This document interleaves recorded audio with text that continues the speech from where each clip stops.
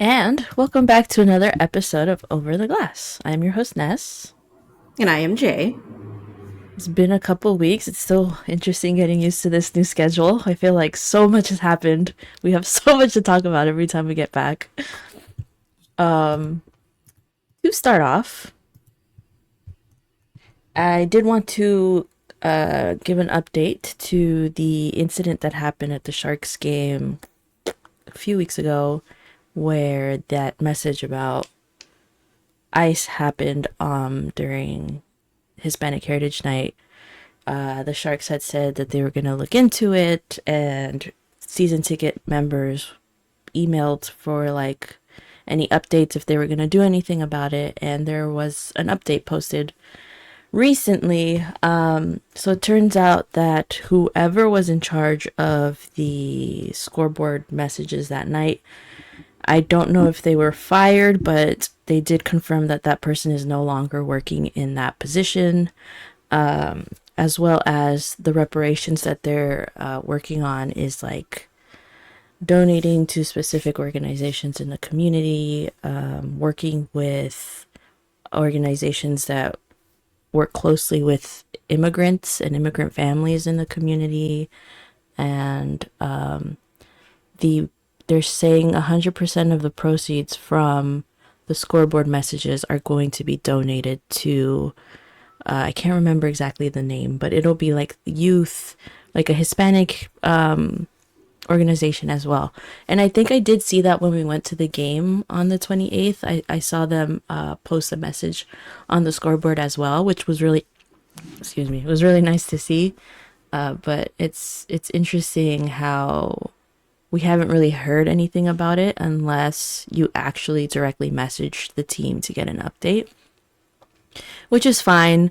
They said that they rather put their energy more towards action than for show. They don't want to show everyone that all of this is happening, which I can understand from a business standpoint. From like, it's not, they're trying to, I don't know if it's just because they're trying to make it seem like they're actually committed to doing these things to repair the damages that were done.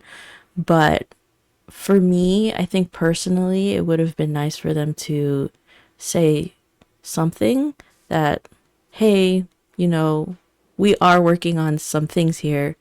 They don't have to list everything that they're doing because I think some of the things they want to actually keep private, but it would have been nice to hear an update from those fans who aren't in direct contact with the team or anything. But it is nice to hear that they are, putting actions to what had happened.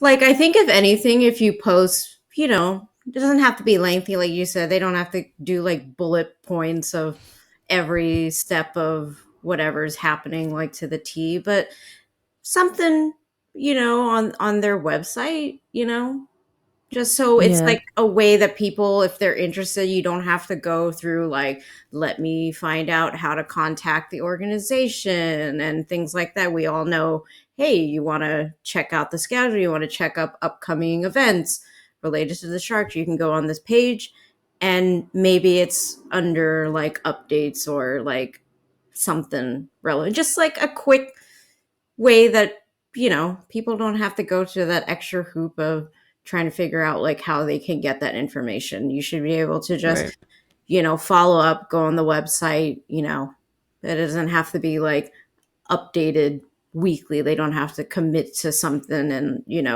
to that extent, but just a way that people can just get that information, because I feel like they should know by now how important that is, especially in an area that is as diverse as San Jose and the greater Bay Area. Like, this is something that deeply affected folks, especially folks within the community that it was targeted to. And hey, just make it easier for folks.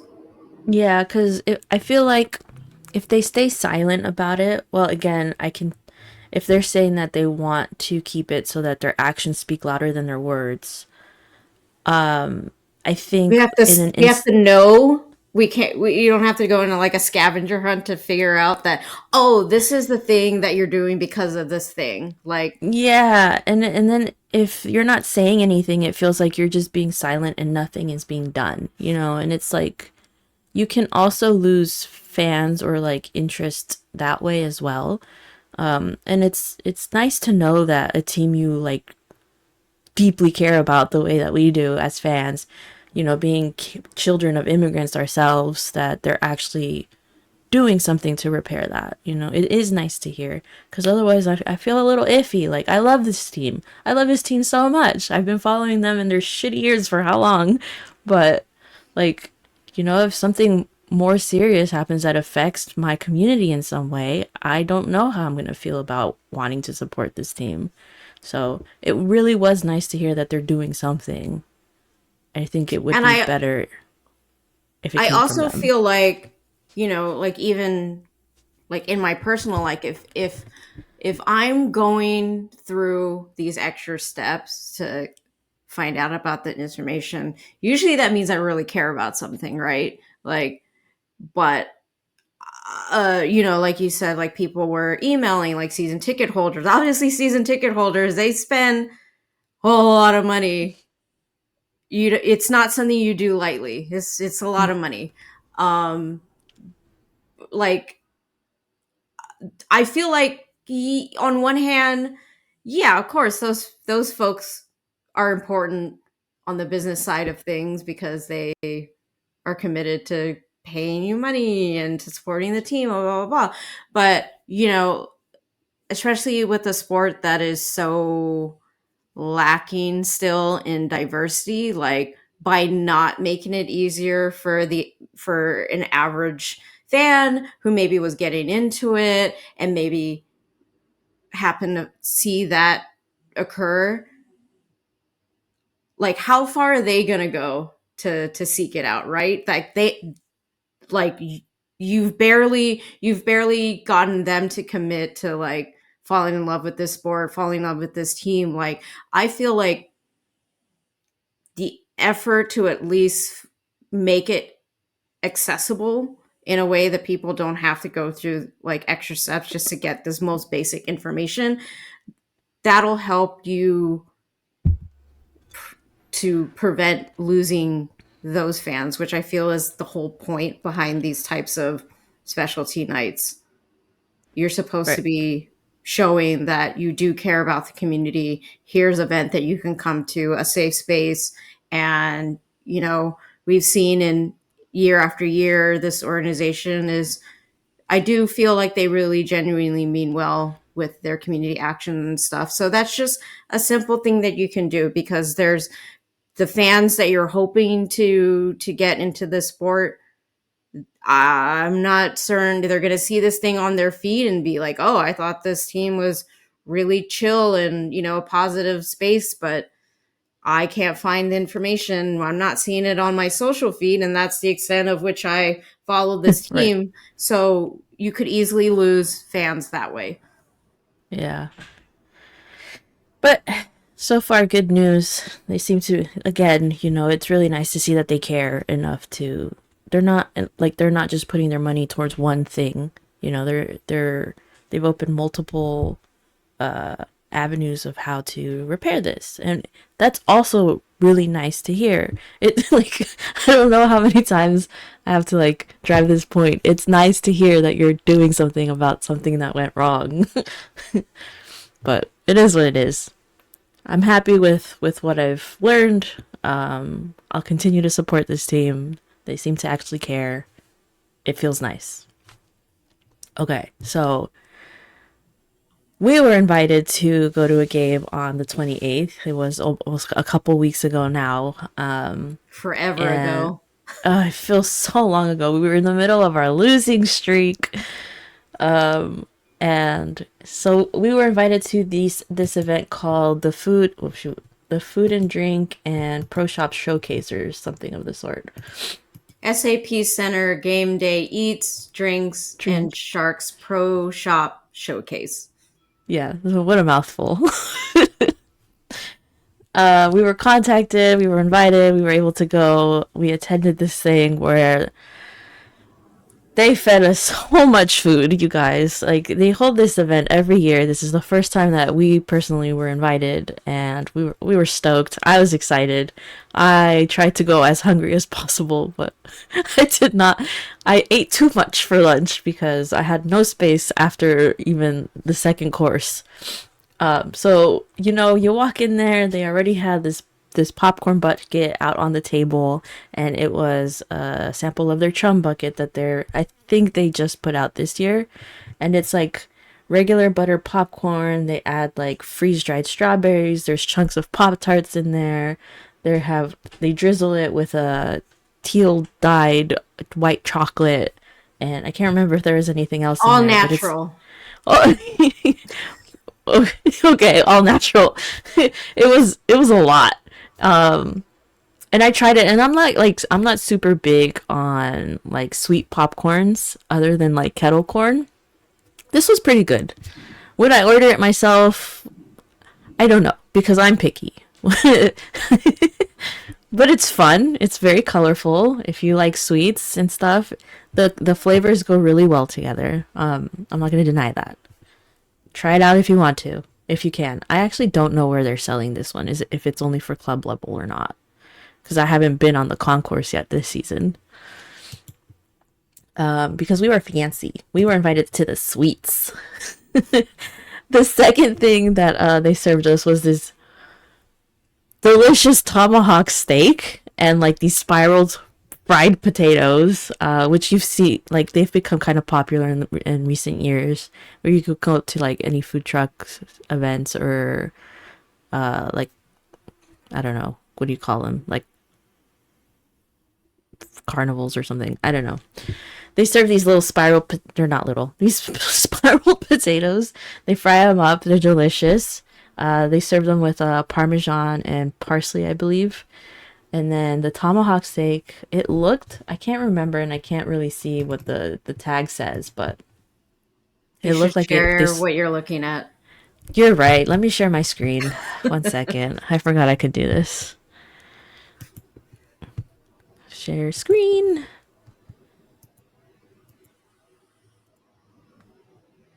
Ah, there she goes. So I posted this on our Instagram if you guys haven't seen it. We got the tomahawk steak right here, delicious with some broccolini. I'm assuming this is a chimichurri. I can't really read the thing right now. And then these are the spiral potatoes with the parmesan. Delicious. Let me go back. This was the chum bucket with the popcorn with the freeze dried strawberries and stuff.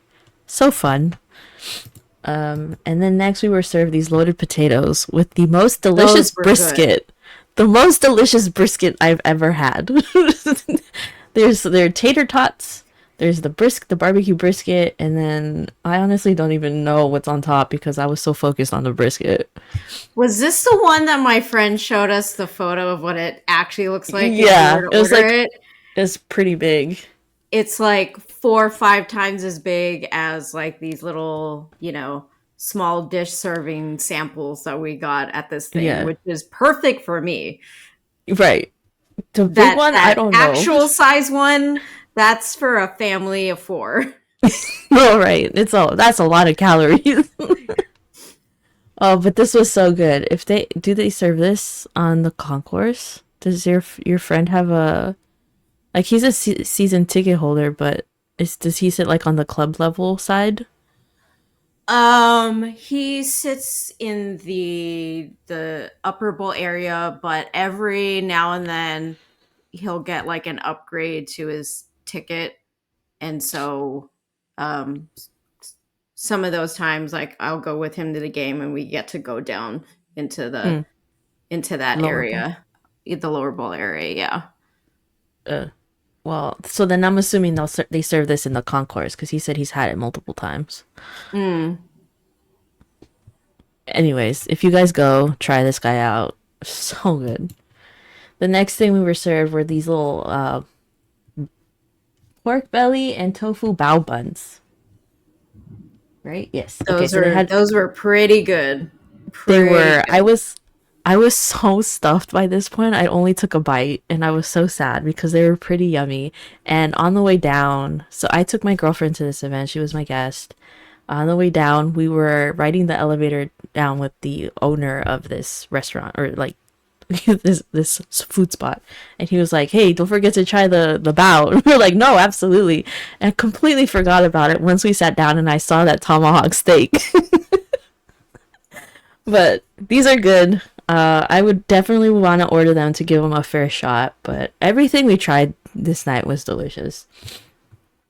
Look at us. We fucked up the spiraled potatoes back there. Gone. The next thing we were served were arepas. They had three different kinds. I think there was just a bean one, a pork one, and I can't remember if it was beef or chicken. I honestly, and I can't see the tag here, but again, I only took a bite. Really good. I would want to give this another shot. You don't, I don't think you see arepas being served very often at games. I think it's fun, you know. Did So you try this one? I've had this at a game. That's like 4 times as big, but it's pretty damn good. So Yeah. Oh, you these are you can, babies. yeah, you don't, this is not down in like the lower bowl area. You can just get this right in That's in the main food. yeah. It's one of those on the what am I thinking, Like the cart, cart like things. cart thing. Yeah. Yeah. Like a kiosk. Yeah, like I think it's closer to the south side entrance because it's right around where my friend has his tickets because I see this Hmm. like almost all the time. That's why I ended up getting it one time. I was like, I don't want chicken or fries tonight. I want something different. Dude, the stats for the chicken tenders that the chef guy gave us, or like one of the marketing dudes gave us, was like 20 seconds. Every 20 seconds, someone is serving is ordering chicken tenders at these games. It's insane. It's that boom boom sauce, man. This guy, oh my god, this was the biggest loaded baked potato I have ever seen in my life. It was so intimidating. I literally took a nibble of the carne asada and that was it because the rest I couldn't. I could not. I was so full. It was tasty. My girlfriend really liked it. I don't know. Did you try this one? I tried a little bit of it. At this point, I was taking 1 or 2 bites of things towards the end. But I mean, this one is like, you know, you want to you want to get a sizable dinner that isn't gonna KO you afterwards. I think it was a pretty good size. The friends that we made at the table who run a foodie Yeah. Instagram, she was killing it. Yeah. She really enjoyed this. So hey, coming from their foodie background, I think this probably gets like what, 4 stars, whatever the highest ranking. I think this is a winner for them. Yeah. Yeah, shout out to those guys by the way because they came in with their lighting and everything ready to take pictures of all this food. We weren't really prepared. We were interested in attending and they shared their lighting with us to take these photos. So, shout out to those guys. Wait, let me give them a true shout out. So, they're a married couple based out here in the Bay. I believe their handle is let me pull this up. We like the Bay Go on follow them Instagram. on Instagram if you're into food around the Bay. I sure They're am. on their Instagram. It says bringing you the best of Bay Area food, music, vibes, things to do, and small businesses. So they were also invited to this event. The the guy has been following the Sharks here and there for a while, and then the wife, that was her first introduction to hockey, the Sharks, whatever. So Yeah. great introduction, inviting them to have some food. Right. I hope they had a good time because the game was fun too. But this event, so good. And then we started getting into the desserts. And my God, I felt like this was torture at this point because I love me some sweets. And I had no room for any of it. They served us this mini churro waffle, and it was so good. I took a bite. It was so fluffy, perfect amount of cinnamon sugar. I don't even think I tried the syrup. I didn't need it. It was delicious. But again, I could not eat it, and I was so sad. But Well, I would I try ate this. it, and then I ate the thing after that. So, Well, good for you. Uh, this guy, can the Dubai confirm, cup, delicious. the Dubai cup. Yeah, I didn't touch this one at the table. I decided to bring this up to my seat because I was like, I I want also it. did that. I wanted it. I did not have room for it. I made room for it later. I waited. I said, let the food settle, and then I made room for it. It was good. It is. Let's see if I can read this. Fresh strawberries. Something. A pistachio whipped cream.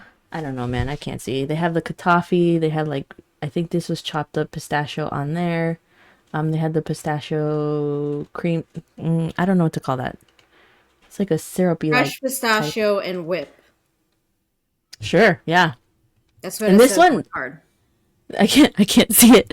The whip Well, I have tasted. my photo. I can see it. Okay, okay. I didn't want to pull mine up. The whip tasted a lot like a buttercream to me, but it was good. It felt light. I would get this if I could. Again, this guy. Ugh! I was so happy I that we did were not able to touch try this this. one. Oh, so good. Okay, well, so everyone at the table mostly was saying that.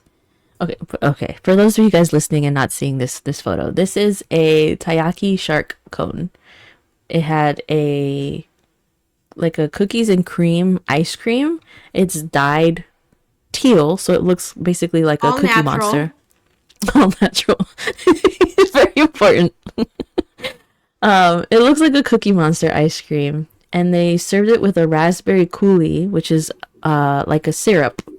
And a lot of people at the table were saying that the coulis was overpowering the ice cream, so that's all you could taste. And they also served this with the taiyaki. And usually the taiyakis, if you know, are shaped like fish. This one is in the shape of a shark, which is great. It's a genius, Shark's Game. Beautiful. I love it. I like this one. I think the raspberry coulis was really yummy. I could see what people were saying that it was a little overpowering, but I didn't mind it. I also took this one to my seat because I was like, it's ice cream. I can't say no to ice cream. I wanted it. It was good. The taiyaki was fluffy, delicious. It was good. Oh yes. And then to start off the night, I should have posted these first, but I was so excited about the food. They're offering new drinks, alcoholic beverages. One of them called Ice on Fire, One Blood in the Water, and it has like, let me see. Ice on Fire has tequila, lemonade, raspberry and lime. Blood in the Water, I honestly can't see. And then there's two other ones, Deep Waters and Feeding Frenzy, and their new thing this year is to serve them in these new cups with like the goalie masks on them. They also mentioned that they were going to bring back the hockey beer cup, the hockey stick beer cup thing, because it was such a fan favorite last year, and they sold so many and they sold out so quickly. They had to order more, whatever. So better prepared this season. They're bringing those back because everyone loved them. And then the Pro Shop Showcase, where they showed us some hats, some hoodies that they were going to have available, this denim jacket, this vest, super cute. I don't wear crop tops. I wouldn't buy this for myself, but this is super cute. I love the design. It is the retro, what is it called? The It's the seal design. Yes, thank you. The one that we had a couple seasons ago, or like 3 seasons ago now, when Carlson was still on the team. The white one with the seals font, but it says Sharks. And then some t-shirts. Some classic t-shirts from like, it looks very like almost 90s themed, but more modern. And then, this jacket. I want this jacket so bad. I love me a varsity jacket. 'Cause they brought back this giant puck hat thing. They have this scarf. There's like this tie-dye hoodie. And these are the dudes that spoke to, honestly, can't remember their names. I was so overwhelmed by everything going on around me. But this is the chef guy. I can't remember his last name, but he was a sweetheart. He was going around when everyone was being served, asking how everyone was doing, how they were liking the food. And then when we were up at the suites, like watching the game, he came into our suite and asked like if we needed anything. Some people were like, "Oh, can we get some water, please?" And they brought us some water. Very very sweet guy. Just want to say, Latino represent. But yeah, they were just talking about giving us the stats for the foods and the drinks, the beer cups and all that during this, and how excited they are that they really like to work with restaurants and food places within the community to bring that into the tank. So it was pretty cool, fun event. The game was fun too. Yeah, like I was talking with a couple of my friends about this whole experience. And I mean, I don't know how long they've been doing this. We've only really started getting invited to this stuff over the last couple of seasons. But I mean, the Sharks, the situation right now, we're in a rebuild in an area that is like, we're very blessed with the amount of like sporting and activities that, are just within our reach. So for a team that's not doing so hot, like, and in a sport that is not, it's not the baseball, it's not the football, which is very much like American pastime. Um, I don't know if that kind of comes into play, them doing this sort of thing, or they've always done something like this. But either way, I mean, the folks that we were sitting at the table with, one of them is fairly familiar with the Sharks. The other half of the couple has never been to a Sharks game before, and the Sharks reached out to them, because they run this food blog related to this thing. Hey, come try out the food at this event, that you can get when you come to a game.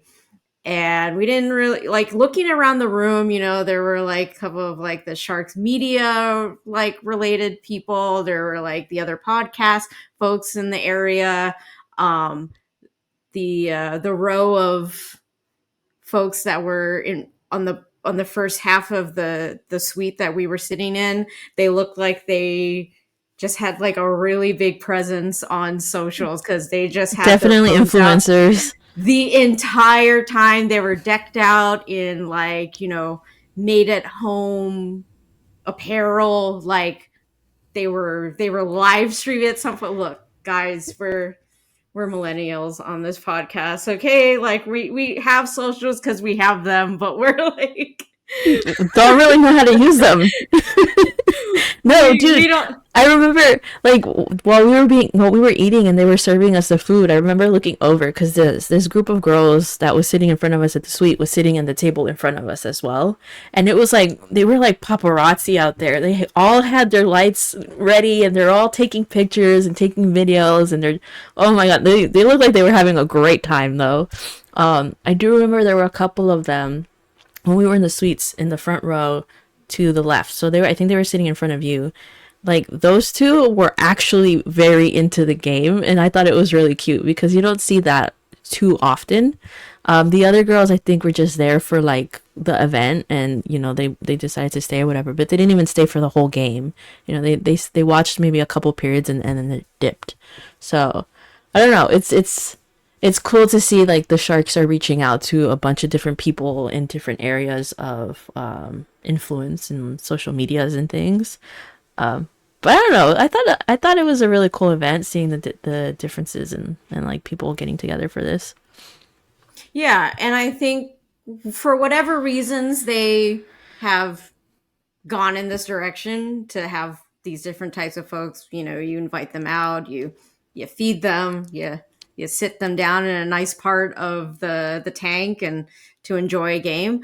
Like I think it's a great direction, especially for a team right now that's kind of struggling to get people in, butts in the seats, mostly because the team is, we're trending up, but there was, that period of time, and we're slowly coming out of it. But there was a many seasons where it was just like, I don't blame you for leaving. Like, Right. I literally do not blame you. Like, I'm here only because, like, I just hate myself, apparently, like, Right.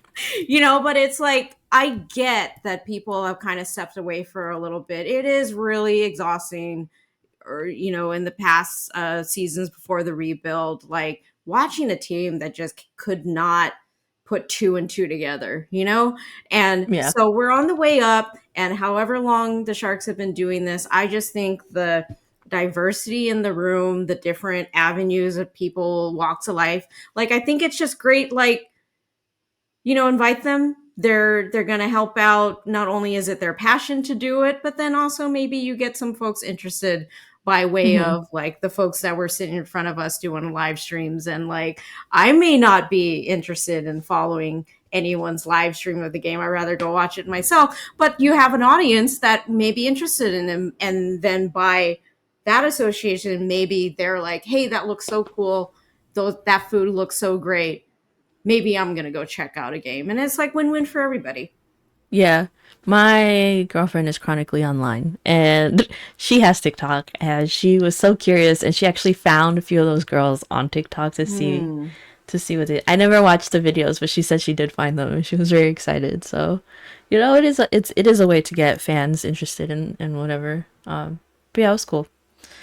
Yes. Okay, so I'm gonna take a moment to do our ad read, and then we can continue talking about the Sharks and the exciting things that we've been seeing.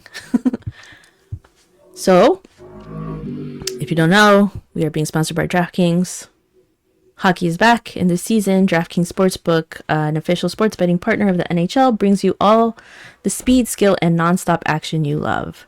DraftKings Sportsbook delivers the unmatched intensity of the NHL right to your fingertips. From player props to the thrill of live in-game betting, every drop of the puck is your shot to win big. New customers, this one is for you. Bet just $5, and if your bet wins, you'll get paid out $300 in bonus and bets instantly. I don't bet, but we take a moment to tell you the odds of the games coming up in the week, which I'll do so in a minute. But yeah, light the lamp all season long with DraftKings. Download the DraftKings Sportsbook app and use code THPN. That's code THPN to turn $5 into $300 in bonus bets and your bet wins. In partnership with DraftKings, the crown is yours. Gambling problem? Call 1-800-GAMBLER. In New York, call 877-8-HOPENY or text HOPENY for 67369. In Connecticut, help is available for problem gambling. Call 888-789-7777 or visit ccpg.org. Please play responsibly. On behalf of Boot Hill Casino and Resort, pass-through of per wager tax may apply in Illinois.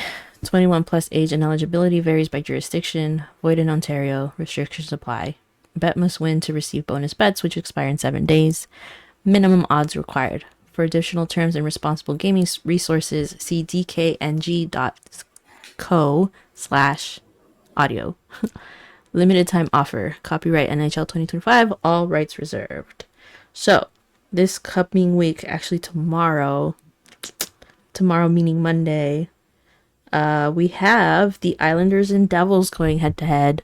The money line, Islanders with a plus 145 and the Devils with a negative 175.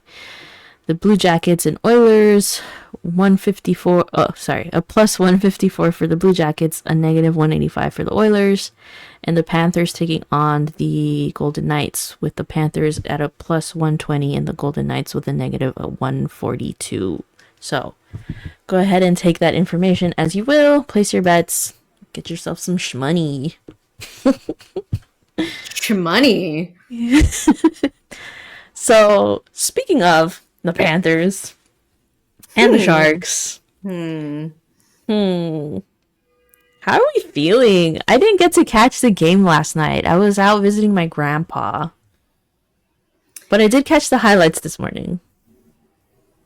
What is this team? Is it I is this real life? I Because here's my feeling.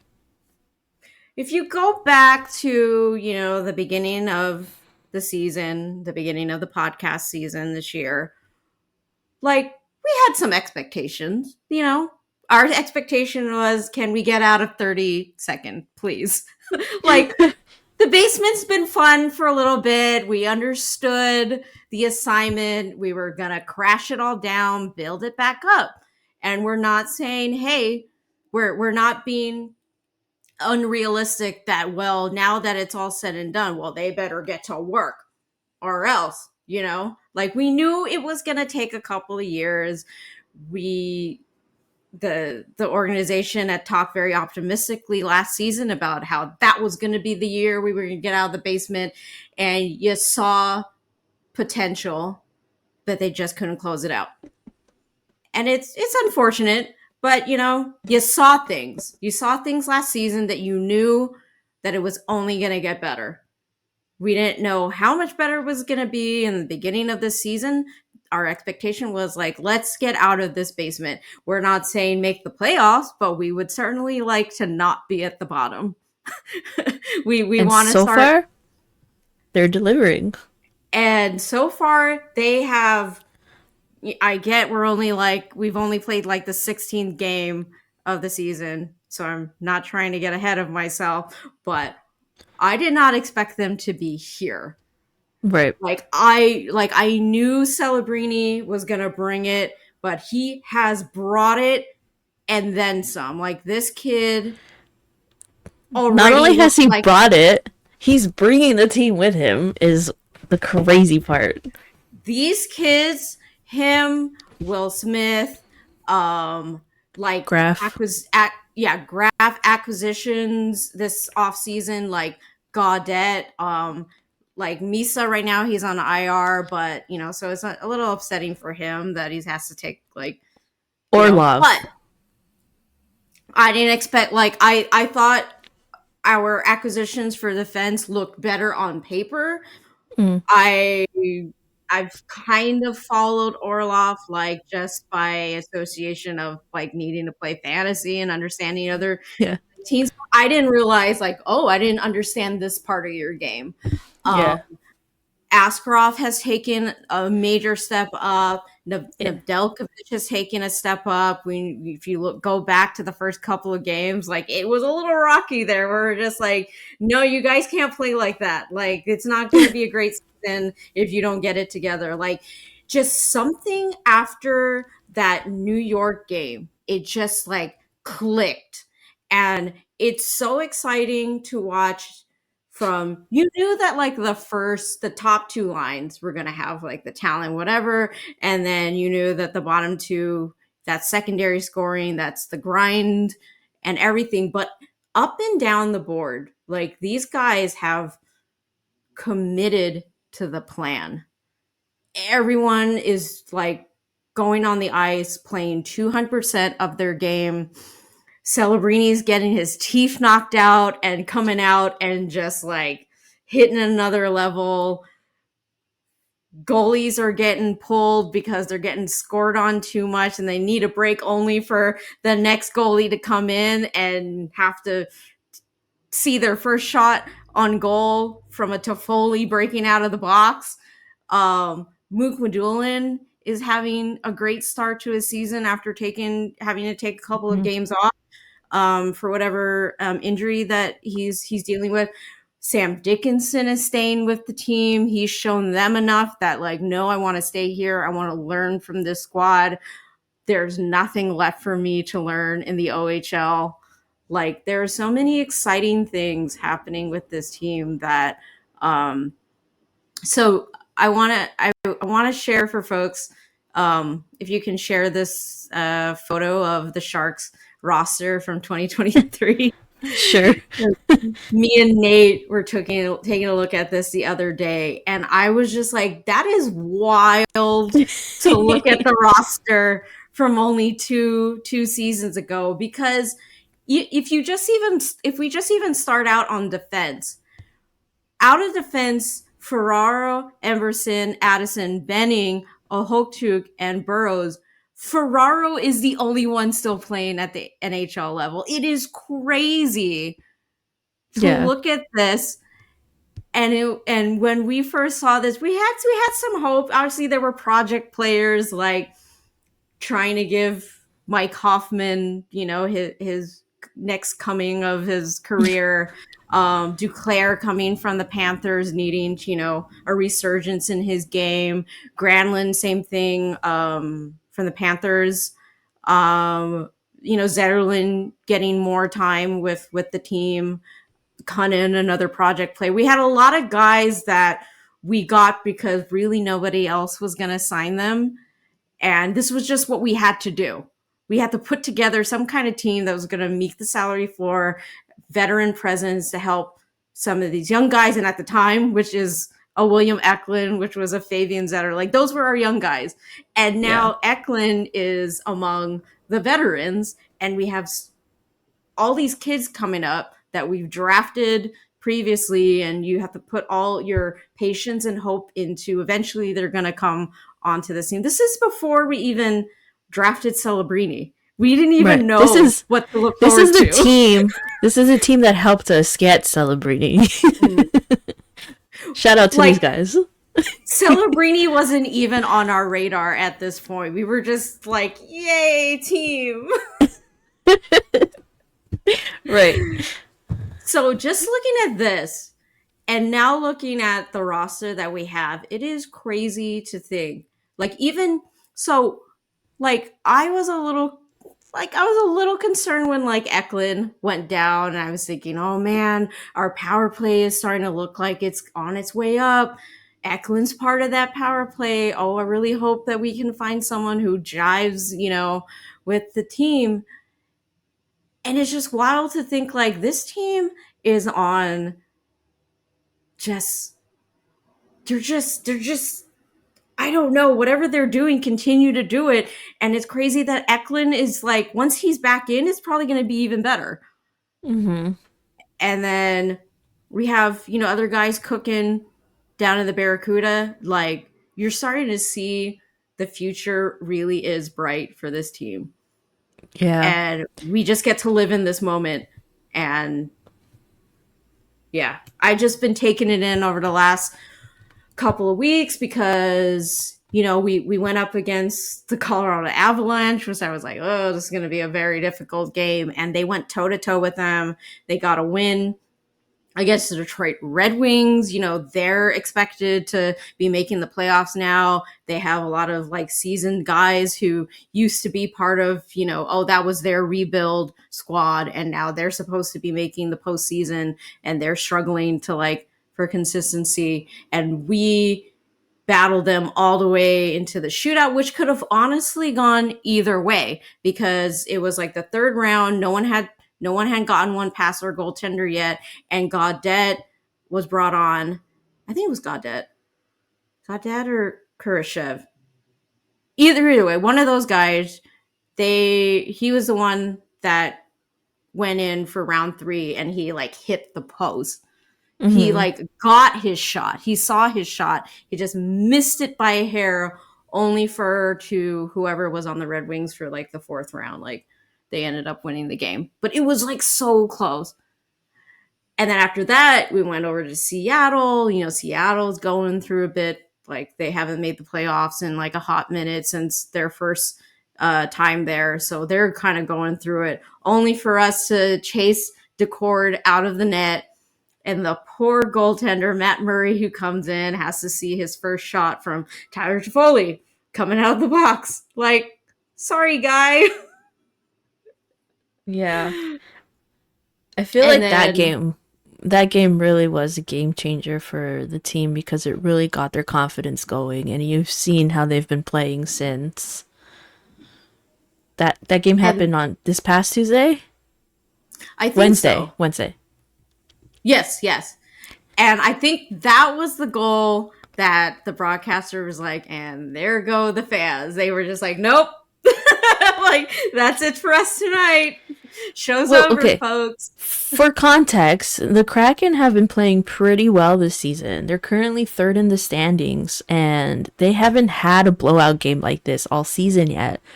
Granted, it was only like 13, 14 games into the season, but they've been decent. And so for the Sharks to come in and blow them out 6-1, this is a team that nobody's really expecting to be playing as well as they are right now because of not just the past few years, but how they started the season with that losing streak and couldn't get a win to save their lives until Warsofsky sacrificed one of his kids. Yeah, it's like people are finally starting to come around and pay attention to this team, and just seeing like what's his name, Maurice, the head coach of the Panthers last night, was interviewed and asked about how he saw this team, and he's just giving this team like compliments. Like they're playing fast, they're playing hard, they're playing as well as the Ducks in some aspects, but they play harder than, they're like comparing them. And again, the Ducks are first in the Pacific, which is crazy because like in the year 2025, I was not expecting this. And I was looking at the standings this morning because I'm like, wow, the Sharks are actually on a streak. They have won 3 games in a row, which hasn't happened in a minute. And I'm looking, they are fourth in the standings. I can't remember the last time I've seen their names in the middle of the pack. And again, like, it is a really tight race right now within the Pacific. There are 3 teams with 16 points. The Sharks are at 17. The Kraken and the Golden Knights are at 18, and the Ducks at 21. The Flames are at the bottom at 10. But the fact that the Sharks aren't at the bottom is so good. And then I was looking And through they're the rest. streaking. When was the last time we were like, oh my God, we put 2 and 2 together, like back to back? Back-to-back games too is crazy. With playing the Panthers the second game and winning, I feel so good and so hopeful about this team. And it's like I was looking at the standings for like the rest of the divisions. The Sharks are ahead of 13 teams right now. That's insane to say. They were dead last last year. I think you need to name some of these teams though, because Okay, it's like if well, you just say ahead of 13, like, oh well, you mean like the okay. Columbus Blue First of Jackets, all, who are usually towards the bottom anyway because they're struggling for a while. the Panthers, who are the Stanley Cup defending champions, are second to last in their division currently. The Sharks have 2 more points than them because they beat them last night. Okay, so let me see. They're tied with 17.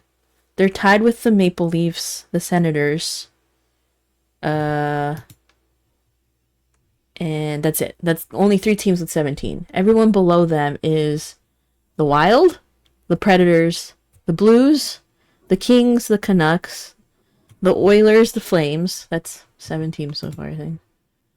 The Panthers, the Sabres, the Islanders, the Rangers, the Capitals, and the Blue Jackets. That's supposed to be like the Capitals were having a great season last year, if I remember correctly. Panthers as well, which is crazy to see. And then like even the Canadians are top of their division. Like the young guys are really stepping up this season.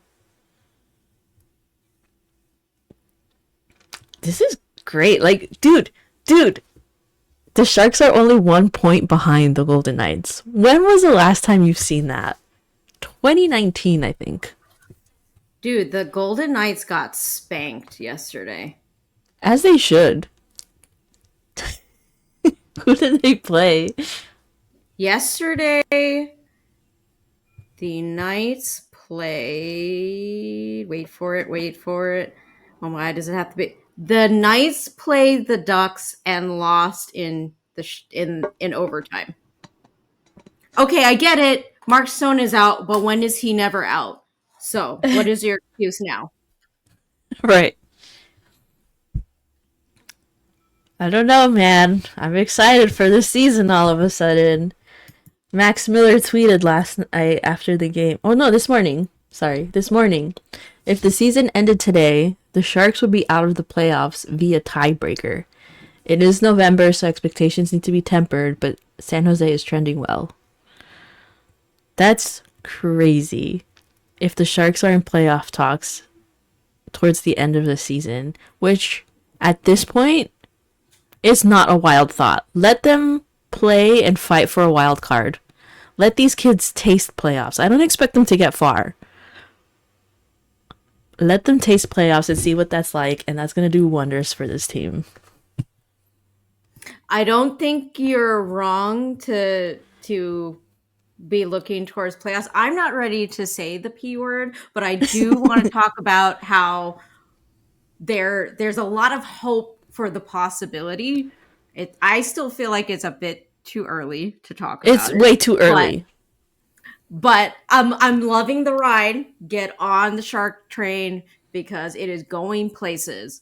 Because the Winnipeg Jets came in on Friday and we knew it was going to be a tough match because the Jets are always going to the playoffs. They're just something's not right and they're trying to figure out how to make it right. Either way, they have the Vezina Trophy winner of Connor Hellebuck, who was not letting us get anything through him. And the Sharks had to get real creative. You really had to get this guy off his game. The Jets were helping him out, blah, blah, blah, whatever. This was the game where Celebrini got some of his teeth chipped, Poor guy. and Yeah. it just he was just like, yeah, whatever, this just teeth, get me back out there. Like Yeah. the guy didn't care. He ended up getting a breakaway opportunity. He had Morrissey on his tail, What a and beautiful goal. he got Hellebuck off the mark, and he got it right behind him. Like, ridiculous. This kid is ridiculous. And then you think, wow, what an amazing game. Oh my God, we have another game tomorrow. And my thought going into that game is, I just hope everybody has fun. I just hope that we don't look tired. I had zero expectations. I just wanted the kids to play hard. And if we kept it close, even if we lost, I wasn't going to feel bad about it because this team is already exceeding my expectations that I put on them beginning of the season. All to go back to when we were talking about this to start out with, where I'm just like, I don't know how to feel. Is this real life? Because they didn't look tired out there. They literally picked up from last night and they hit the ground running. Okay, sure, the Panthers are without Matthew Tkachuk, without Alexander Barkov, like two of their top goal scorers, probably on their power play every season. Like, they're trying to figure it out, right? But they also won the cup last season. So, and they kept, because of the salary increase, they were able to basically keep everybody. Hmm. You know, like leading up into off season, people were like, "Oh man, Barkov might leave because X, Y, Z." No, bro stuck around. Marchand, being the pest that he is, was out there. The Florida Panthers were beating up children on the ice last night. Like, they were literally beating them up. Like Will Smith got smushed up against the boards. Two people went at Celebrini in front of the crease. Like, and then in the third period, you know, the Sharks were ahead. The refs were just like, "Oh, look, there's a nice cloud up there." As people were doing things to the Sharks' children. They were I was getting so frustrated in that third period because there were penalties that were not getting called, only to finally have it called in favor of the Panthers. And I was like, I had an involuntary reflex of like, what? Like, I was so mad that they called. Obviously, it is a penalty, but it's just the fact that you miss 2, 3, or 4, and I know you saw it. You're just like, oh, it's a tight game. Only to call it for the Panthers, and the Sharks dug in deep and they killed that penalty. And I want to take this moment to once again give a shout out to Mario Ferraro. Mario Ferraro Appreciation Day, because bro is putting his life literally on the line to block these shots on this PK. And every time I see that guy literally put his life on the line, I think back to people who want to trade him. Yeah. This guy just, he finally gets to do what he does best. He doesn't Hmm. have to mold himself into being the Swiss Army knife of the Sharks Defenseman. defense. Yeah. He gets to just do what he does best, and it is block these shots. And he did that. And so the Sharks kill that penalty. I think they get like a couple power plays in their favor later on in the game now that the refs remembered how to call those. And they close out this game. But the Right. Panthers, midway into this game, you knew they were going to do it. You've seen them go through and win the cup. They, even if they have like the two top guys in their roster like out of lineup, this team knows how to get it done. And you started to see that right around the midway point. In the third period, I think it was like maybe like 10 minutes before the Sharks got a shot on goal. And you started feeling like, oh no, this is the test. This is the point where it could get really ugly. And the Sharks were like, nope, we're winning this. Nope. And they got it done. And they got that empty netter, Alexander Wimberg. They closed this shit out. And Yeah. then the interview, the on the ice after the game with Yaroslav Askarov, and then he is so adorable. Askarov was like, "Hey, Sharks fans, I can hear you." Dude, yeah, when I was watching the highlights, the crowd was so loud. It's been so long since I've heard that. It feels like we're in a really good place right now for this team. Everyone's excited. The Sharks are playing fun and exciting hockey. They're winning. I don't know, man. I'm excited to see how this season goes. And it's like this is what we were saying at the beginning of the season too, right? With the struggles of how they couldn't win that first. And it's like that very first game on opening night, we saw shades of what this team could be. You know, they were playing defense, they were playing a lot faster. They're making their passes are connecting, they're trying things and whatever, and they just weren't successful in scoring or whatever it was. And then some injuries happened and they started sucking real bad and couldn't win for their to save their lives.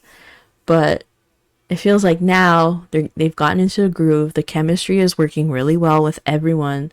The locker room, like the team seems really tight. And it seems like everyone's bought into Warsawski's plan. I don't know what to call his coaching style. And you're starting to see the benefits of it.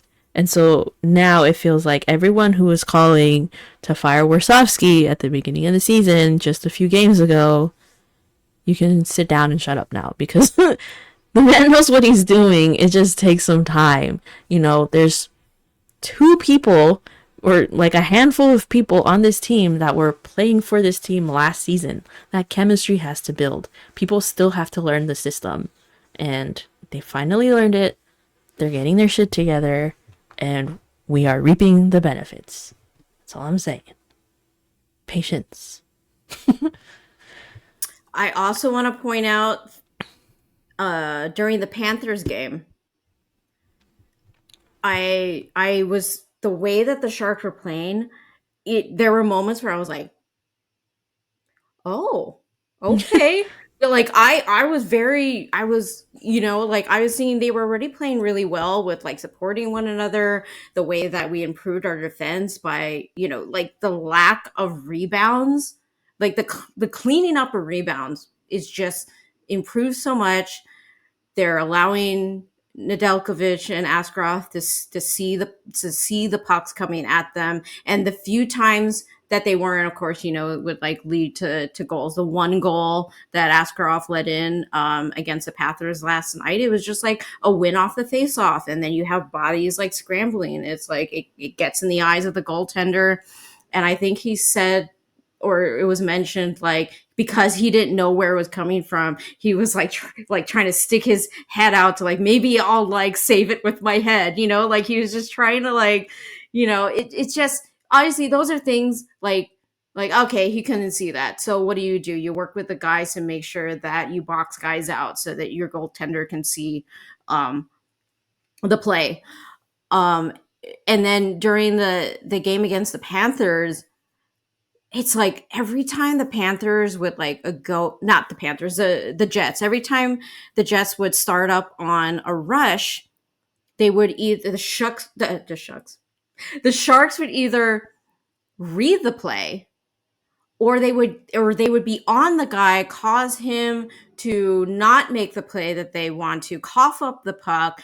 The shark who ended up doing that would retrieve it, turn the other way, and his line mates are not like halfway on the other side of the neutral zone. They're right there with them. And I think Mm. in like seasons past where you've jumbled up the lines trying to get the chemistry, it's because your line mates are like, oh, you're too far ahead, now you're asking me to make this amazing play to get to you, like why don't you come on down here and support me instead? And it's just like everybody is understanding, get don't get three steps ahead unless you're in a situation like Celebrini, like Toffoli, where it's like they're coming out of the box. Like get that pass all the way down to them. Like precise moments where it makes sense to like, hey, I'm open, send the puck down my way. Moments like that. But 5-on-5, you don't want to get too far ahead of the play because you're asking your teammates to like, not everyone is going to be like a Wenberg, like a Celebrini, like a Smith, who are going to be able to like read like an exceptional way to get this pass to you. And everybody is just seems like they understand their line mate, or they understand to, number one is to support, make sure there was when the Panthers pulled their goaltender last night, and I think it was like with under like a minute and a half, the Sharks ended up getting the puck, and it was like Celebrini and Smith were getting ready to leave the zone, and you're thinking, oh, whew, and whatever. But then like Smith made a pass before they got out of the zone, and it got picked off, and I was like, oh no, like clear it out of the zone first. So it's like, but that's what I'm talking about, that we're seeing less of. Mm-hmm. Guys are making the smart play, supporting each other, so when the puck gets turned over, when the play gets read and intercepted, you're coming in with support for the attack. They just were doing it so well, in particular against the Jets on Friday, that I was just like, what is this team? Like every time they get the puck back, it's like they're immediately on the attack. It's not like, oh, here's the one guy who got it, now his other two line mates need to come on back, come on back. And then, oh, because he doesn't have support, then he's got to go chip it down and wait for the guys to show up. And it's like, no, they're all there. They're ready for the next attack. And I think that's what has been so successful among the defense improving, on top of like the goaltenders finding their game. And it's all thanks to the patience to allow Ryan Rosowski to show us his game. It's the acquisitions that Greer made in the offseason. Like, I've been super happy with like Gaudette's game and Kurashev's game. Like, I've already talked about how when it was Graf, Gaudette, and Misa, like they looked really great together on the third line. And Misa's on IR right now, but hey, these guys are still able to like figure it out with other guys and can continue on. So damn, like if this is where we're at, and you know that the ceiling is high for especially the kids. Like, it is going to be crazy to see what else they're going to bring onto With the ice. even the young guys on the CUDA coming up, insane. This team can be insane. Woo. Okay. Chills. All right, let's keep this conversation going. Speaking of legendary, which is not a word that I use, but I wanted to. Joe Thornton, Hall of Famer. Talk about, please. Let us know. Give us your thoughts. Well, I think you need to play this clip of him talking about it first. Okay, fine. Let me refresh this.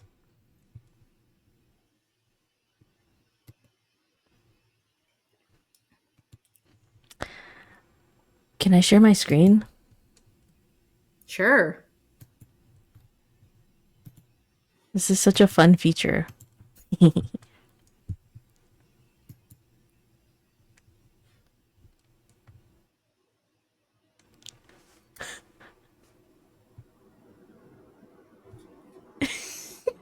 This guy is just, I mean, Could you hear the audio? No, I can't. Oh, okay. Take it. I don't know how to play it so that the audio is heard. Well, for the people who can't see the captions and are listening to us, it's basically Joe Thornton being he's probably being asked his thoughts on being inducted into the Hockey Hall of Fame, and he's basically says, I'm waiting for it to show again. Being inducted to the Hall of Fame means you're fucking awesome. And this guy has a right to be cocky because he's amazing. When Yeah. we acquired him from the Boston Bruins, it really set the Sharks into just a whole new era. I mean, yes, people will talk about how, oh, he never achieved the ultimate, Stanley Cup, but I mean, this guy, he's, like, it's a team sport at the end of the day. Mm. And the more and more as this league grows, I mean, we have 32 teams now. I mean, back in the day, they used to have only a handful, and they talk about the original six. Like, yeah, okay, the original six have like a million cups because they only had to like beat like five other teams. Okay. Like now we have 32 and it's only becomes harder and harder. They raise the salary cap as I mentioned just a bit ago. The Panthers are able to keep like basically their entire team that won the cup last season. Granted, they're not doing so hot right now because I have a couple of guys on IR, but that's going to make things a little harder for teams that, if the salary cap didn't go up as it did, some of those guys may have had to leave, which causes, maybe the Panthers have to work a little harder with the guys that they kept, and a team or two benefits from the star power from whoever leaves, right? And Joe Thornton, we went all the way to the cup that one time when he was here, and we were just like a couple of wins away, just couldn't get it done. But he's won so many awards. This guy has played like over 2 decades. Like every time I think about Joe Thornton, I think back to I don't remember if it like where I heard about it or I read about it or whatever, but I always think back to when a heart monitor was placed on him just to track his activity like on the ice. And this guy is just so loves the game, is so confident in his skill that they talk about how his heart was just like chill as he's like out there on the ice versus, if you're like a guy who's grinding and fighting for your spot, like maybe you're a little anxious out there, maybe your heart rate goes up a bit, maybe you're getting concerned about I need to make a good play, whatever. Like this guy, when he was on the Sharks, it became a thing to yell at him to shoot the puck, because this guy is always wanting a pass to, to help someone else score. He's not interested in scoring. He wants to make that amazing play. And there came a certain point, and it's like, no, you really needed to shoot the fucking thing because you were right there. You're right there. Stop looking for like how to help out the guy who's coming into the zone and you have to wait forever for him to get there. Like, shoot the damn puck. We know you can score. And he loves this team. Him and his family have made a home for themselves here in San Jose. He's room and board for Macklin Celebrini, and basically, like, I don't know how much influence he's having on Macklin's game. We know that Macklin's incredibly talented, but Macklin's looking like the next coming of a Joe Thornton era, obviously an era all his own. Alex Wenberg, I talked about this last season, how he reminds me of Joe Thornton, like a Joe Thornton light, just the way that he's not the streakiest guy to come into the zone. He's not coming in with like this insane speed that he's just like brushing past everybody. He just has the calmness in the way that he holds onto the puck, the way that he sees plays unfolding, and he can get the pass over to somebody. Like, he can shoot and score himself, but when you watch him, the way that he plays reminds me of Joe Thornton, especially in Joe Thornton's like later years where he's like a bit slower, he's not coming in with speed, but the guy just knows the game. So all that to say, Joe Thornton was inducted into the Hockey Hall of Fame this weekend, and I can't think of anyone more deserving. Yeah. What a fun, great guy. So congrats, Joe. We knew it was coming. Nobody had any questions, but it happened. We're happy. Okay. What is this Auston Matthews thing? You definitely need to share this. You need to share this for the visuals for the folks who are watching on YouTube's. Okay. So as we know, there were changes made to the CBA to finally allow players to express themselves. There's still a fair number of guys who prefer coming in with their suit and tie. If that's how you vibe, you do you. But there are some guys, and we've known for a while that Matthews is one of those folks like a William Nylander. Like, hey, they've got a style.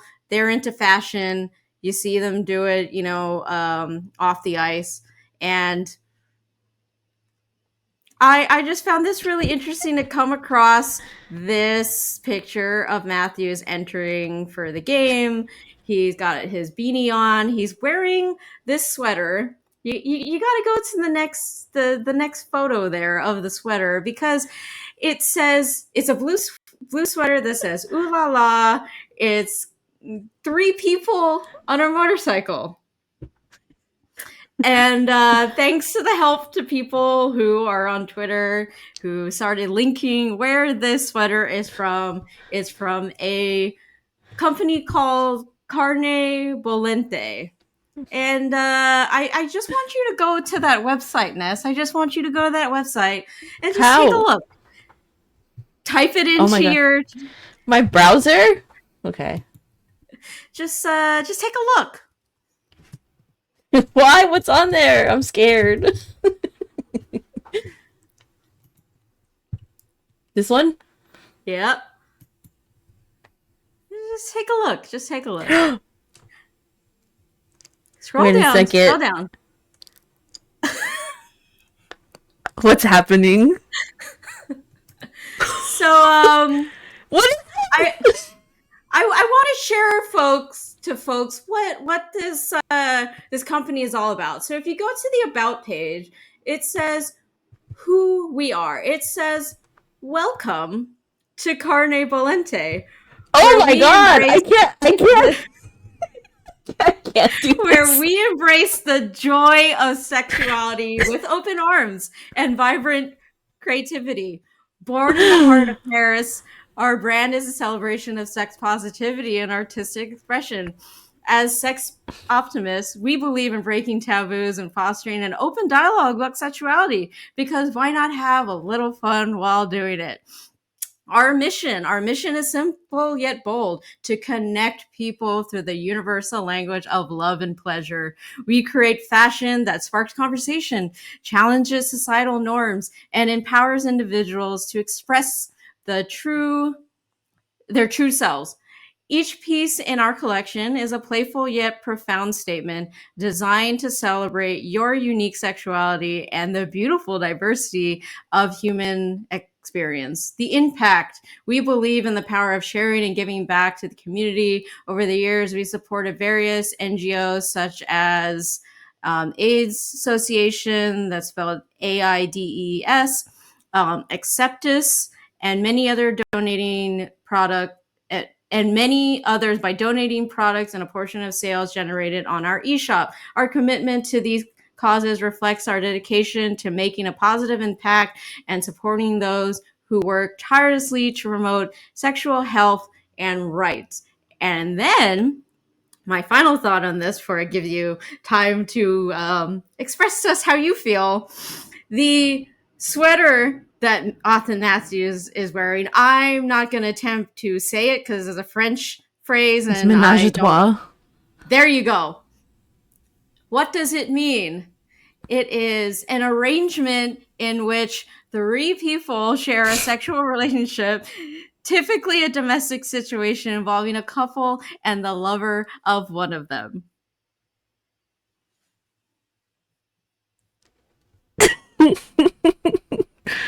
I'm still a little embarrassed by clicking on some things, and this thing came up, and it was crazy. I will put out a little challenge to our viewers, our listeners, that if you go to the about page on your phone, you'll have a nice little puzzle to solve. Well, I did. I clicked on it, and it popped up. I was not expecting it. I don't know if we can air that, but well, we'll see. Anyways, listen. We know in this league that there are a lot of closeted guys. I'm not saying that this is his coming out or anything. I'm not saying that I suspect that he is queer or anything. But it kind of has me leaning towards, I don't know. I don't know many straight men who would wear something like this. It's a cute sweater. I like it. Style wise, aesthetic wise, it's cute. I like how he styled it. Mr. Matthews, if there's something you'd like to tell us, I would love to hear it. I really would. Announce it to the world. He's saying many of things without saying anything at all. And you know, using his words. And that's fair. You know, if I just an NHL star comes out, do you know what that would do for the league? It would either go really south or it could be really good. I don't know. He's in Canada, so he's safe. All I know is continue to do you. I want to know what else is in that closet of yours, that wardrobe. What else are you trying to pull out that closet? Maybe some more fun puzzles by going to that about page. For those of you watching, I'm so sorry. I didn't know that would happen. Oh my god. Well, thank you for that. That was fun. Speaking of gay, we're gonna ¿cómo se llama? Switch subjects here though. As we're winding down, coming down from this episode, we like to talk about things outside of hockey as well, if you're new to listening or whatever. Recently, like this year, it was announced, and I can't remember if we've talked about it on this podcast. So excuse me for repeating. Are we talking about that first? Are we not? I think you jumped ahead. I sure did. Oh, just kidding. We're still on hockey. That's my bad. It's still gay though. I thought that's where you were headed. Okay, so the PWHL, we know that they have announced they announced two new teams coming this coming season. Or sorry, they're going to be in this coming season with Seattle and Vancouver. This past week, it was announced what these teams are going to be called. And so, well, let me get this. Let me get this situated again. And so it was announced that the Seattle are going to be called the Seattle Torrent. Do you want to read this thing for us? Do you want me to? Sure. So the Seattle Torrent put out a series of graphics that kind of explain to the folks, what does this mean, the Seattle Torrent? So it says, in motion, the S serves as both a letter form and a rush of water, capturing the movement and energy of Seattle's dynamic cultural landscape. Okay, makes sense. The powerful force curved edges reflects river channels and currents found across Washington state, persistently flowing regardless of what's in their way. The word mark is cut in letter forms, mimic the etching of sharp, relentless water movements across time, and the depth in color is layered blues and teals, invoke water depth, and build on the Seattle sports community's iconic color palette. Because the Seattle Storm is like a green, right? And then we know what the Yeah. Seattle Kraken looked like. So I kind of like that. I kind of like that they're sort of, feeding off of the other sports in the area. You have the Seattle Mariners who have like a blue and like green tones, a little bit of teal, depending on which logo you're looking at. The Seahawks are And then also blue and green. the Seattle More Sounders FC also have blue and green. This is the rain. The rain's a little departure from. It still has blues, but it doesn't have any greens in it. But we can't make everybody happy. So I like that they've kept that in mind when they were developing this logo.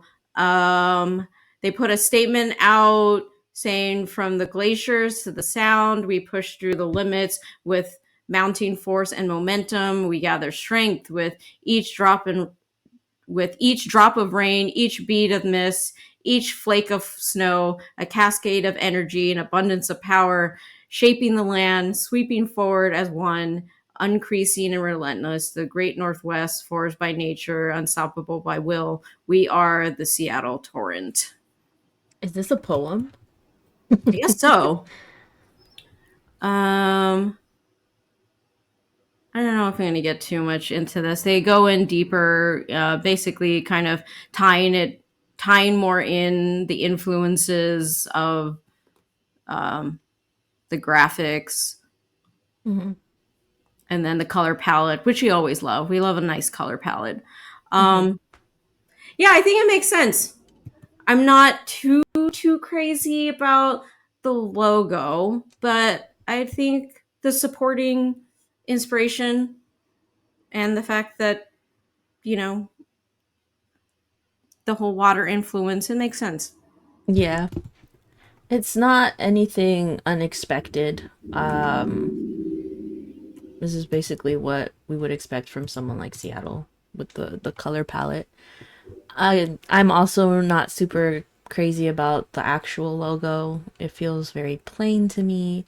I love the thought behind choosing the colors and stuff.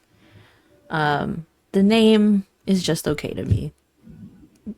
When I hear torrent, I think of illegal Download. downloads. I did see people What you doing on talking about, LimeWire? like I did see people talking about how it looks like toothpaste, it looks like a dishwasher. Yeah, but I think it'll be all right. I I like think the it'll color be palette. fine. I like the color palette. I think it'll be cool, especially when they start branching out and making like, additional alternate logos. Like I think it'll be cool to see how this gets branched out. But for the time being, I think it works. I like some of their secondary designs that you can see on their social media page. I think it's going to be fun, especially um, on merch. Mm, I think it'll be cool. And I'm super jealous of Seattle. There's still such a the Seattle Kraken and the hockey community is still in for how long that I've been following hockey. It's still a baby to me, hmm. Yeah.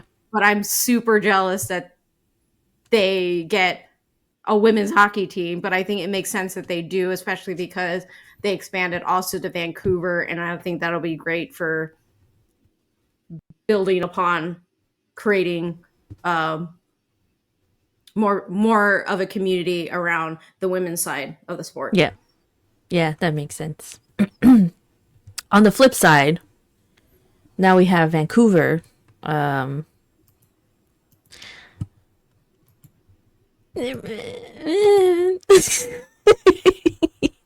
Go ahead. No, no, no. Talk to us about that. Talk to us about what you're feeling. So the Vancouver team came out with their name as the Golden Eyes. Here you can see the logo with a yellow eyeball. The colors is a darker blue, a lighter blue, and this, I don't know what to call this, brown. But it's nice. I like the colors they have here. I'm not fond of the name because it sounds too close to Golden Knights. Golden Eyes, Really? Golden I didn't think of Knights, that. Golden Eyes, Golden Knights, Golden Eyes, Golden Knights, Golden Eyes, Golden. You see? You see what I mean? Yeah, but when I saw it, I thought of James Bond. So Here we go. Behind the eye, logo anatomy of the Vancouver Golden Eyes. The golden eye, a bold golden eye, sits at the heart of the design, a clear and iconic reference to our name, symbolizing vision, clarity, and focus, and paying homage to Vancouver's iconic common golden eye. Northwest orientation, the logo points northwest, reflecting Vancouver's geographical location and grounding our identity in a strong essence of place. That's kind of funny. Speed and agility, inspired by the swift movement of the common golden eye, the wings encircling the central figures speak to our speed, precision, and dynamic spirit. Unity in motion. Oh, wait. Land meets sea. The curved lines represent the natural meeting point of land and ocean, a reflection of the unique geography that shapes the city of Vancouver. I can see that. Unity in motion. The image of a diving bird. Oh, interesting. Of a diving bird captures our collective momentum. The move as one with purpose, grace, and shared direction. That's supposed to be this guy? Then they say, on the Pacific's edge, where the sea mounts to mist, where tree lines vanish in the sky, distance sharpens the view, and vision becomes instinct. We move with the wind, with purpose and unwavering focus, swift in flight, boundless in view. A clear force of clarity and vantage, sharp-eyed, fast-winged, bearers of vision, all-seeing and all-knowing, moving as one, drawn to the edge, wired to defend, a force formed in flight. We are the Vancouver Golden Eyes. And then here's the color palette where they use a sunset gold, a coastal cream, a sky blue, Pacific blue, and an earthy bronze. Oh shoot. I actually really love this color palette. It's not something I would have considered for Vancouver. But I like it. It works. I also Again, really like this palette. yeah, it's nice. I think the brown is a really nice addition. Like, I don't like working with browns when I color and stuff. I never consider it using it in anything, but it adds a nice contrast to these other colors. And it has like because it's bronze, it has a little bit of an orange tone that complements the blues very Right. well. I Good actually job. really like this logo. I do The like it. logo's good. It took a little Yeah. bit. It took a little bit to kind of I had to step back and like let it sit. Let it marinate. But I like it. Yeah. I'm just not fond of the name. That's it. Yeah. But other than that, Good job. You know? yeah. Okay, So okay, their okay. season is going to start in a couple of weeks. On the 21st is the first game. Toronto takes on the Minnesota Frost, and on that same day, also the two teams that we just mentioned go head to head. So that's going to be really exciting for the Pacific Northwest.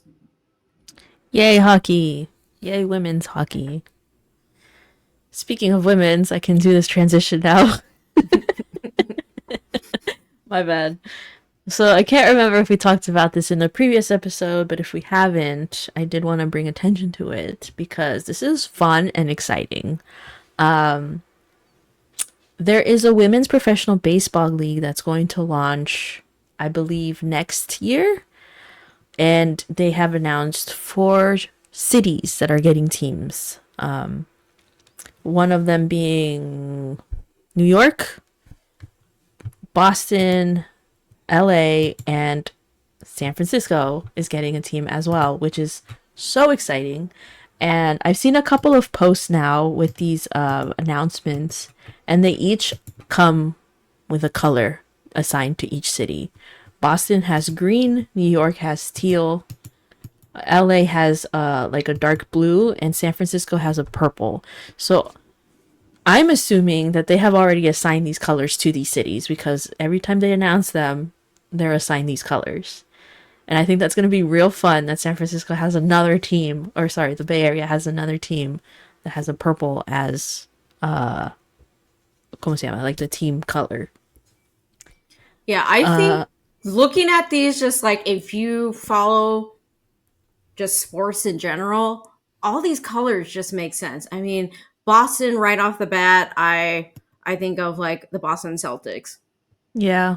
The green. Fleet also have green. I mean, New York, you've got the Sirens, you've got The Liberty. their and and I think Gotham also Yeah. is, yeah. Yeah. And then San Francisco, Valkyries, and the blue for Los Angeles. We're just not going to talk about that part, but you know, if you know, you know.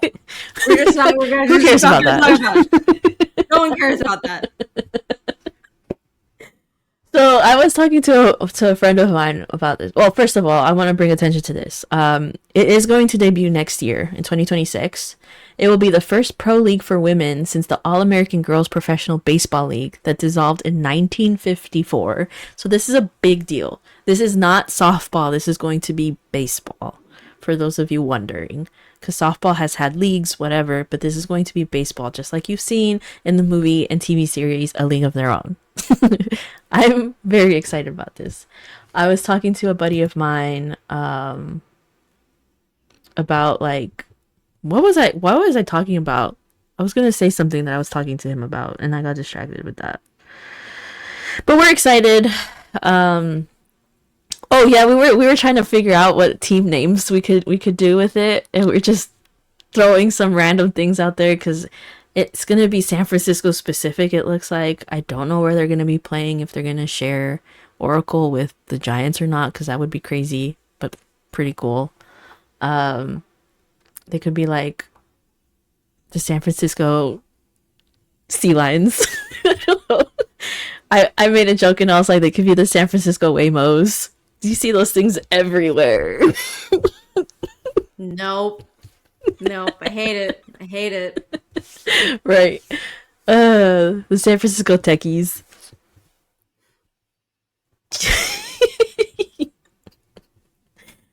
No, we're excited about this.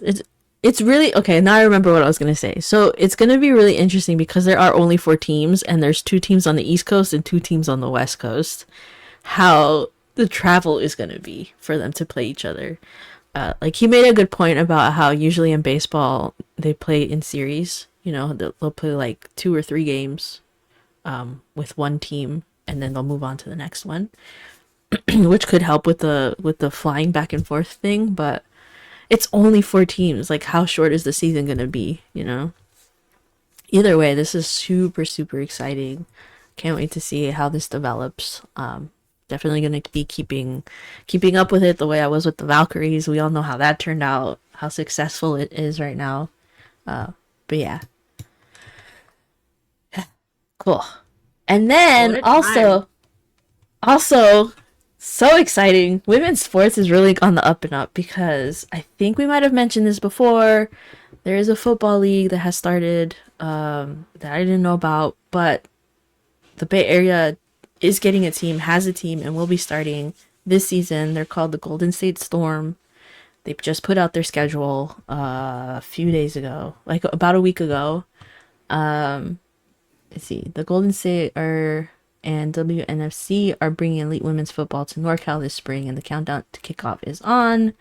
Don't miss your chance to be part of our inaugural season. The energy, the competition, the community. It looks like I still don't know where they're playing because I haven't actually like deep dived into it, but their schedule they have two, four, 6, 8. It looks like it's gonna be 8 weeks long with 2 bye weeks. So they're only gonna be playing 6 times. One, two, three.